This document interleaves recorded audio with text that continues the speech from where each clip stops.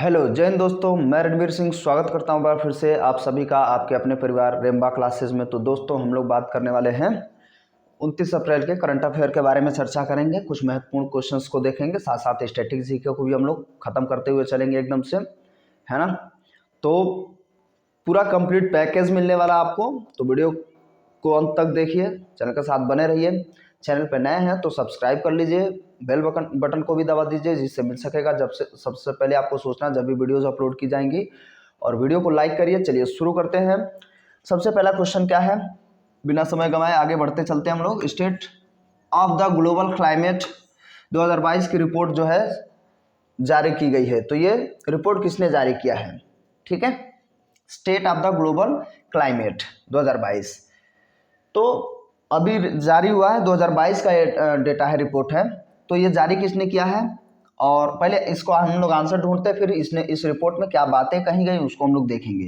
तो देखिए, विश्व मौसम विज्ञान संगठन, विश्व स्वास्थ्य संगठन, खाद्य एवं कृषि संगठन, अंतर्राष्ट्रीय मुद्रा कोष, ऐसा लग रहा है ग्लोबल क्लाइमेट है ना, मौसम से संबंधित चीजें हैं। तो सामान्य सा यहाँ पे है विश्व मौसम विज्ञान संगठन, ठीक है, WMO। और इसकी स्थापना 1950 में हो गई थी। इसका जो मुख्यालय है जेनेवा में है, ठीक है, ये ध्यान रखेंगे। और ये सभी मौसमी परिघटनाओं, जो भी आपत्ति विपत्ति जो भी आती है, कुल मिला के उनसे संबंधित कामों को देख रेख करती है ये संस्थान, और साथ साथ रिपोर्ट्स वगैरह भी जारी करती है। विश्व स्वास्थ्य संगठन से क्वेश्चन बहुत ज़्यादा बनता है, ठीक है। तो इसका जो है, सबसे पहले इसका जो है पूछ लेता है कि कब स्थापित किया गया था, है ना। तो आजकल जो है विश्व स्वास्थ्य संगठन या स्वास्थ्य जो दिवस मनाया जाएगा, है ना, 7 अप्रैल, और इसको 7 अप्रैल 1948 को इसकी स्थापना हुई थी, ठीक है। 7 अप्रैल 1948 को इसकी स्थापना होगी। और इसका भी मुख्यालय जेनेवा में है, ठीक, जेनेवा स्विट्जरलैंड। खाद्य एवं कृषि संगठन, इसका मुख्यालय इटली रोम में है, ठीक है। ध्यान रखिए, यहाँ पे याद रखने की बहुत ज़्यादा जरूरत नहीं है। इटली में 2-3 संस्थान है और सब में खाद्य नाम कुछ जुड़ा हुआ है, समझ रहे ना। कोई प्रसंस्करण होगा, कोई कुछ होगा, लेकिन खाद्य शब्द है। खाद्य शब्द अब देशों के नाम में हम देखें तो इटली डोसा है ना, इटली डोसा करके। तो इटली क्या है, खाने वाला ऐसा कोई पदार्थ है आमतौर पे भारत में। तो इससे आपको एकदम से रिलेट करने में बहुत ज़्यादा परेशानी नहीं होने वाली है। तो इसका रोम मुख्यालय हो जाएगा, है ना, इटली का। और इसकी स्थापना जो है 1945 में की गई थी, ठीक है। अंतर्राष्ट्रीय मुद्रा कोष IMF की भी स्थापना 1945 में की गई थी, और इसका मुख्यालय कहाँ है, वाशिंगटन DC में, ठीक है। अंतर्राष्ट्रीय मुद्रा कोष वाशिंगटन DC, और विश्व बैंक का भी वाशिंगटन DC में ही हो जाएगा। तो आमतौर पे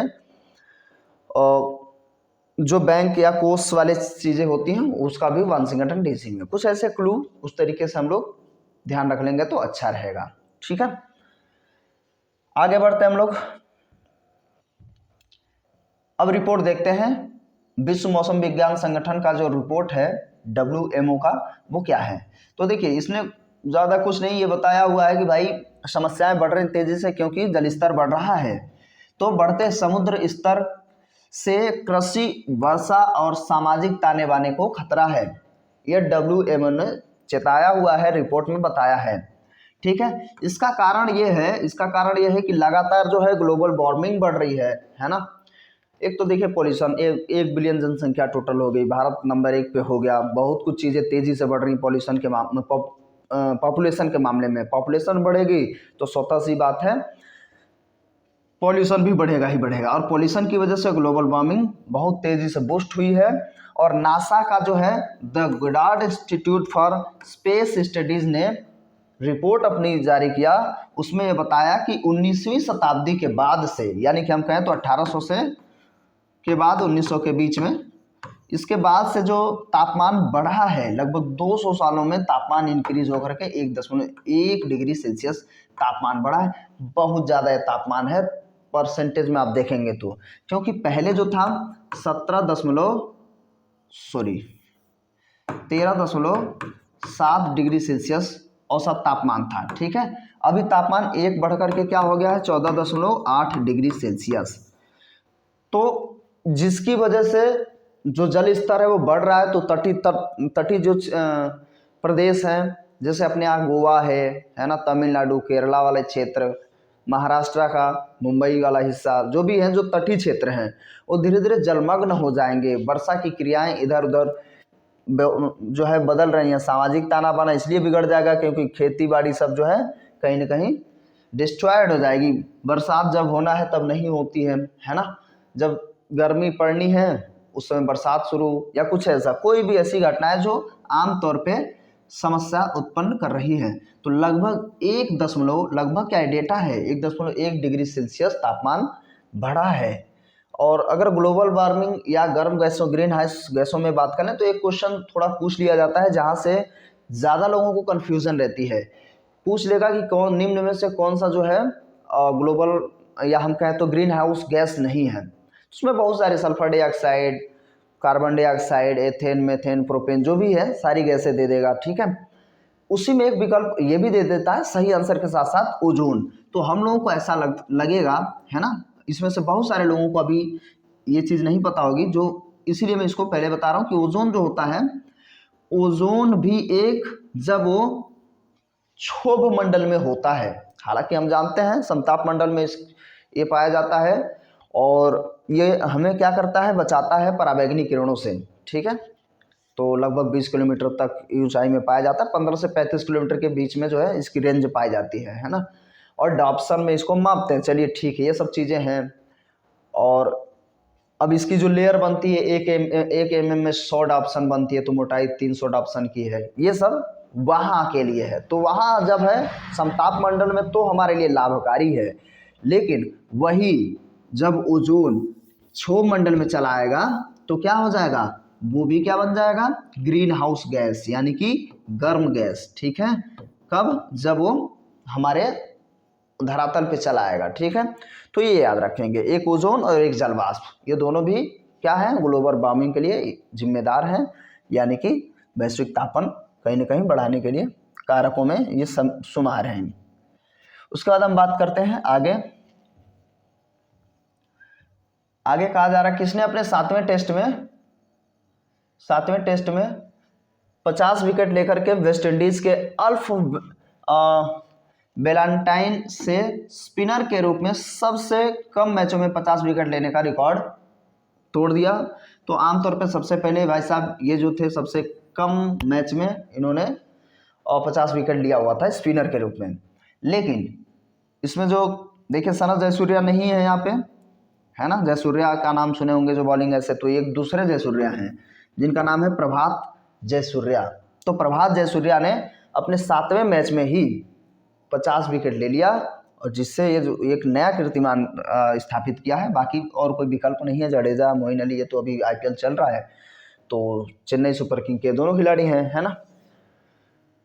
और अब क्रिकेट की बात आई है तो क्रिकेट को हम लोग थोड़ा सा देख लेते हैं, ICC को देखते हैं, ठीक है। ICC BCCI दोनों को देख लेते हैं। ICC देखिए, ICC से क्वेश्चन क्या क्या बन जाता है। तो ICC में पहली बात तो इसका पूछ लेता है कि स्थापना कब हुई थी, तो 1909 में, ठीक है। जो स्टैटिक में जो फिक्स है वो चीज़ हम लोग देख रहे हैं, तो 1909 में इसकी स्थापना होती है। इंपीरियल ऑफ क्रिकेट सम्मेलन करके इसका नाम रहता है। 3 देश हैं, 3 देश में इंग्लैंड जो संस्थापक में है, उस समय की बात है, इंग्लैंड, दक्षिण अफ्रीका, ठीक है, और ऑस्ट्रेलिया, ये तीनों मिलकर के 1909 में एक क्रिकेट की समिति हम कह सकते हैं, इंपीरियल ऑफ क्रिकेट जो है बनाए थे। तो बहुत छोटे स्तर पे था। उसके बाद 1965 में अगर हम बात करें, 1965 में फिर थोड़ा सा ये व्यापक हुआ, है ना। इंपीरियल की जगह पे और कंट्रोल बन जाएगा, यानी कि अब क्रिकेट ऑफ काउंसिल होने लगेगा। लेकिन अंततः अगर कह लेगा कि नामकरण ICC का जो हुआ था वो 1989 में। ये आपको ध्यान नहीं रखना है, इससे कोई ज़्यादा मतलब नहीं है, ये ध्यान रख सकते हैं। और ये 1989 में आईसीसी यानी इंटरनेशनल क्रिकेट काउंसिल नाम पड़ा था। इसका मुख्यालय पूछ लेता है, मुख्यालय हमें ध्यान रखना होता है, तो मुख्यालय कहाँ है? दुबई में। ठीक है, दुबई में इसका मुख्यालय है। और इसी के साथ अगर हम आगे बढ़ें तो आगे क्या है, तो चलिए यहीं पे देखते हैं। बीसीसीआई की बात कर लें। बीसीसीआई है ना, board of cricket council of India, है ना। तो ये जो है सबसे अमीर क्रिकेट काउंसिल्स में से एक है। हालांकि जब इसकी स्थापना हुई तो 1928 में इसकी स्थापना हो जाती है, 1928 में। और ज़्यादा कुछ नहीं, तमिलनाडु करके एक समिति करके कुछ लोग थे, है ना, एक समूह बनाए थे, वहाँ से इसकी स्थापना होती है। और धीरे धीरे कहीं ना कहीं आईपीएल जो था, जो शुरू हुआ आईपीएल ने एकदम से बूस्ट कर दिया बीसीसीआई को। तो सबसे पैसे वाली संस्थान यही बन चुकी है। हालांकि एक सिर्फ एक ऑर्गेनाइजेशन होती थी, है ना, नॉर्मल सा समूह के रूप में। और रोजर बिन्नी जो है, बिन्नी साहब जो हैं इसके क्या हैं? अध्यक्ष हैं, ये याद रखेंगे। और उसके बाद जय शाह सीईओ हैं, है ना। तो जय शाह जो हैं सीईओ हैं, यानी कि सचिव। और ये अमित शाह जो हमारे गृह मंत्री हैं उनके पुत्र हैं। ठीक है, तो ये कुछ सामान्य सी बातें हैं जो स्टैटिक पोर्शन में आ जाती हैं। आगे बढ़ते हैं। और क्या है? पुरुषों के बास्केटबॉल में 2027 विश्व कप की मेज़बानी कौन करेगा? तो पुरुषों के बास्केटबॉल में 2027 का जो विश्व कप होगा, तो उसमें कतर, दुबई, भारत, अमेरिका, इसमें से कौन ऐसा है जो इसका मेज़बान देश बनने वाला है? तो करेक्ट आंसर क्या हो जाएगा? कतर। कतर जो है, कतर बास्केटबॉल जो 2027 में, सबसे पहली बात तो यहाँ से क्वेश्चन ये बन जाएगा कि बास्केटबॉल विश्व कप कब होगा? तो 2027 में। कहाँ होगा? तो कतर में। ठीक है, कतर की राजधानी क्या हो जाती है? दोहा। और इसको हम लोग देख लेते हैं कुछ। इसके जो प्रधानमंत्री हैं, प्रधानमंत्री शेख खालिद बिन खलीफा बिन अब्दुल अजीज अल थानी। ठीक है, नाम बहुत बड़ा सा है, बस एक बार सुन लीजिए, शेख खालिद बिन खलीफा। ऐसे ना बड़ा सा नाम आएगा तो इसे भी बता पाएंगे, क्योंकि देखिए क्वेश्चन इसलिए स्टैटिक से पूछ लेता है कि इसकी राजधानी बताइए, इसकी मुद्रा बताइए, क्योंकि वहां पर कुछ ना कुछ हालिया फिलहाल में कुछ घटनाएं हुई होती हैं, है ना। इसीलिए वहां से स्टैटिक पोर्शन से क्वेश्चन उठाता है। नहीं तो दुनिया में 193 देश हैं, तो वहां से कहाँ से कैसे कोई पढ़ेगा? तो हमें बस वहाँ के स्टैटिक जीको को कवर करना होता है जहाँ पे हाल फिलहाल में कहीं ना कहीं कुछ कुछ घटनाएं घटित होती हैं। ठीक है, तो दोहा राजधानी है, मुद्रा इसका रियाल हो जाता है, प्रधानमंत्री यही है शेख खालिद बिन खलीफा बिन अब्दुल अजीज अल थानी। ठीक है, थोड़ा सा अगर इसको आप मैप में देखना चाहें तो मैप में मैं दिखाता हूं। ये है कतर। ठीक है, और ये जो है ये पूरा मैप नहीं है, यहां से हम देखेंगे ये पूरा हिस्सा इधर से गल्फ का है ना। तो ये खाड़ी है पूरा, तो खाड़ी देश ही कहते हैं हम लोग। ठीक है, उसी में एकमात्र ऐसा देश है जो पश्चिमी एशिया का भी देश है और खाड़ी देशों में जो कैसा है? प्रायद्वीपीय देश है, और उसी का नाम क्या है? कतर। ठीक है, यह है कतर। ठीक है, तो प्रायद्वीप जानते ही हैं, वो वाला क्षेत्र जो समंदर से 3 तरफ से घिरा हुआ होता है, प्रायद्वीप कहलाता है।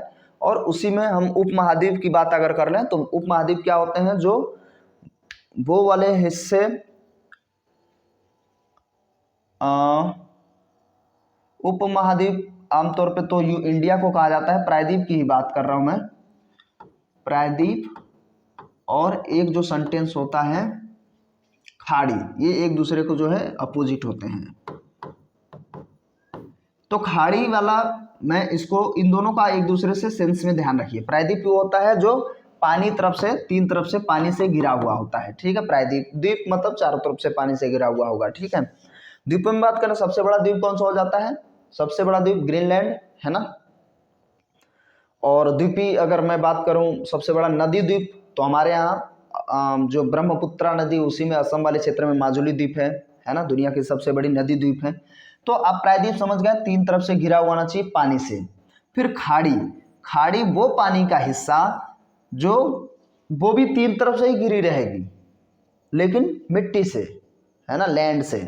तो आमतौर पे जैसे पूछ लेता है कि सबसे बड़ी खाड़ी कौन सी है, तो बंगाल की खाड़ी, ठीक है, बंगाल की खाड़ी सबसे बड़ी खाड़ी है।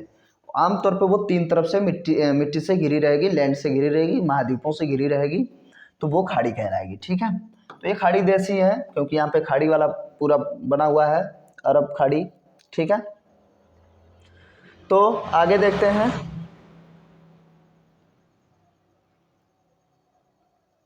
आगे में देखा जाए क्वेश्चन,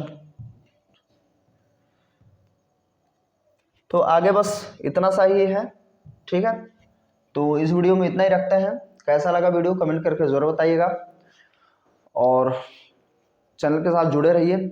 तो चलिए मिलते हैं अगले वीडियो में, तब तक के लिए नमस्कार, जय हिंद, जय भारत।